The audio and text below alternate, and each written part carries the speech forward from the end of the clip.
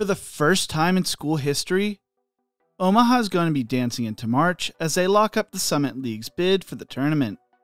It's been a historic season for the Mavericks, who were picked to finish at the bottom of the conference and started the season 4-9.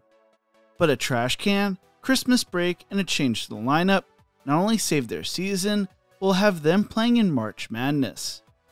This is the story of Omaha basketball, the team no one expected to be here. But before we get into this, if you enjoy college sports content like this, make sure to leave a like and subscribe. Also, let me know who you root for in March Madness in the comment section below. Before we get into the magical run Omaha went to close out the season, let's first talk a little bit about their program history and how they got here. The Omaha program dates back to 1910 when they were first coached by Gus Miller. Throughout its early history, the program would show flashes here and there, but for the most part, they struggled. During the 1930s, they would join the North Central Conference, which now participates at the Division II level. The program continued to mostly struggle throughout the 40s, 50s, and 60s, but things began to turn around under head coach Bob Hansen, who took over in 1969. Hansen would lead the program to winning season after winning season, and earned them their first berth in the Division II NCAA tournament in 1975, where they would make a run to the Sweet 16. They would close out the 70s, making the tournament in 76, 77, and 79. They would also win their first regular season conference title in 1979. They would return to the tournament in 1982, where they would make the Sweet 16 again in 1983 and 1984, even winning their second conference title in 1984. While Hansen would remain head coach until 1994, the second half of his tenure would not be as successful as his first half, as he would finish with a 382 and 313 record overall, making him the most successful coach in school history. Throughout the back half of the 90s, the program would be mediocre but would rebound under Kevin McKenna, who led them back to the tournament in 2002, where they would make the Sweet 16 as well as in 2004 and 2005. In 2004, they won their third regular season conference title, would win the conference tournament, and repeated as regular season champs in 2005. Darren Hansen would take over in 2005 and they would win their conference title in 2008, turning back to the Division II tournament. The following year, they would move to the MIAA, winning the conference tournament in 2010, making their last appearance in the Division II tournament as they would decide to move up to the Division I level. Hansen found some success leading the Mavericks to the CIT in 2014 and 2016, and led them to the 21-11 record in 2018 and 2019, but the program would struggle, falling off a cliff 2 years later, and Hansen would be fired after back-to-back 5-win seasons, finishing with an overall record of 253 and 260. In 2022, Omaha would hire Chris Crutchfield to be the school's next head coach, replacing Hansen. The program was not in a great place after going 10-44 in the previous 2 seasons, so Crutchfield was going to have his work cut out for him. Crutchfield was a two-sport athlete at Omaha during the 1990s, playing both football, make sure to check out my football video in the comment section below, and basketball.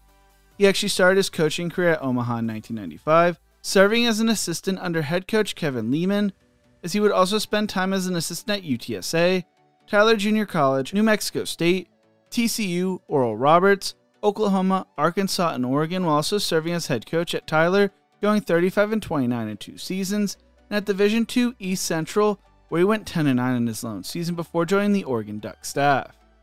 Athletic Director Adrian Dowell spoke on the news saying, "It's an exciting day for Omaha Athletics as we welcome Chris Crutchfield and his wife Jody back home to UNO. Over the past 20 years, Coach Crutchfield has built an impressive resume as one of the best recruiters in the nation, in addition to a successful track record in holistically developing talented student athletes." While Crutchfield spoke on his decision saying, "I could not be more thankful and excited for the opportunity to return to the university and community that helped shape me into the person and coach that I am today. We are looking forward to building something special in Omaha."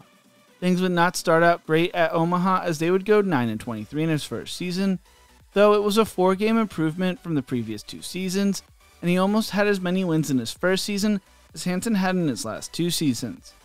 The program would continue on an upward trajectory in 2023 and 2024, going 15-18 and finishing 6th in the Summit League. They would upset 3-seed North Dakota in the quarterfinals of the conference tournament, but would fall to number 7 seed Denver in the semifinals 66-63. And into the 2024-2025 season, There were not high expectations for this Omaha team, as they were picked to finish 8th in the Summit League, as Kansas City was the favorites to win the league.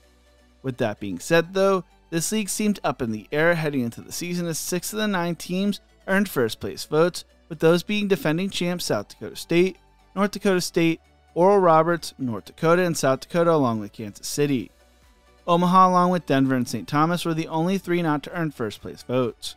While Omaha was picked to finish second to last, they only beat out Denver by 1 point for 8th place. The only player to receive preseason accolades would be Markel Sutton, who was voted second team preseason All-Summit League. There was major roster turnover for Omaha, with Crutchfield speaking on the roster changes saying, "The new players filled a void. We lost a scorer and we lost a couple other guys through the transfer portal. So we needed another guy that can score. We fill a bunch of holes. I really think this is going to be a year where we really make a big jump, not just in wins and losses, but even in the perception of our program." They brought in bigger and older players, as well as adding experience to the front line. The plan for the team heading into the season was going to be playing at a faster pace and focused around the 3-ball. Sutton spoke on taking a leadership role, saying, "I can bring a lot of leadership. I'm one of the veterans on the team. I gotta step up and be that leader this year." The season would not get off to a great start. While they would start the season off 2-0 with wins over Mid-American Christian and Stetson, they would proceed to go on a brutal 5-game losing streak that started with a 4-point loss to Minnesota on the road 68-64, or dropping games to UNLV in Southern Utah, as well as Alabama State and Akron in the Akron Basketball Classic. They would snap the streak against Lamar to close out the Classic, would then drop games to Abilene Christian and Montana State to begin the Big Sky Summit League Challenge, would beat Sacramento State. They then would drop games to Northern Iowa and number 3 Iowa State.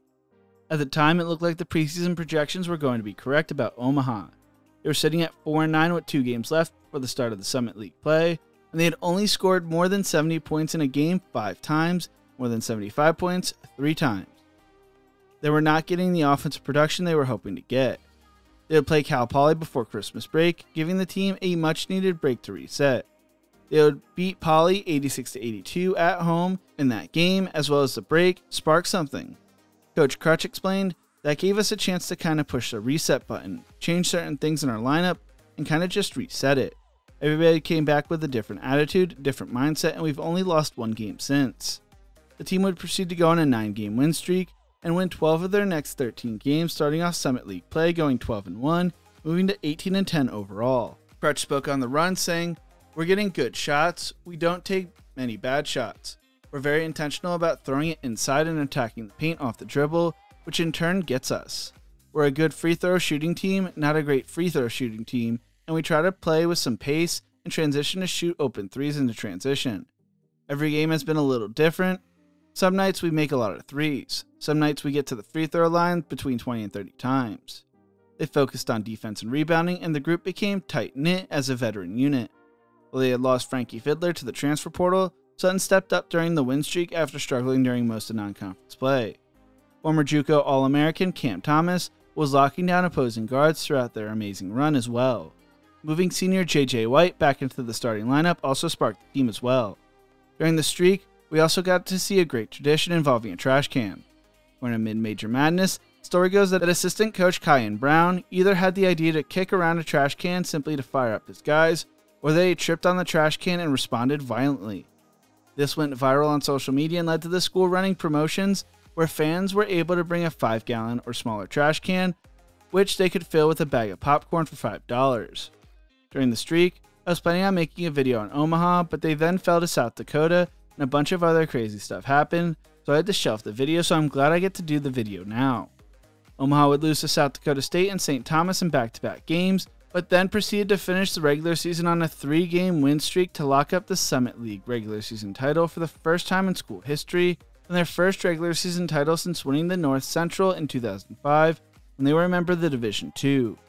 They entered the Summit League tournament as the number 1 seed, taking out preseason favorites Kansas City in the quarterfinals of the tournament, beating them 70-61. They then beat 5 seed South Dakota 100-75 for a spot in the conference title game. Even before the title game was played though, Omaha had their March Madness spot locked up, with St. Thomas beating North Dakota in the other semifinal matchup. Due to transitioning from the Division III level, St. Thomas is still not eligible for postseason play.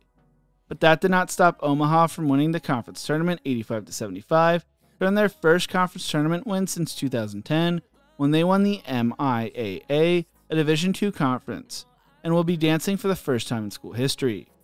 Sutton would be named the Summit League Player of the Year and recorded his 8th double-double of the season in the championship game, finishing with 22 points and a tournament record 18 rebounds, while White finished with 29 points on the day.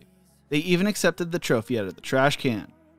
Omaha was never supposed to be here according to the preseason polls and how their season started, but a magical run in a trash can has changed all that.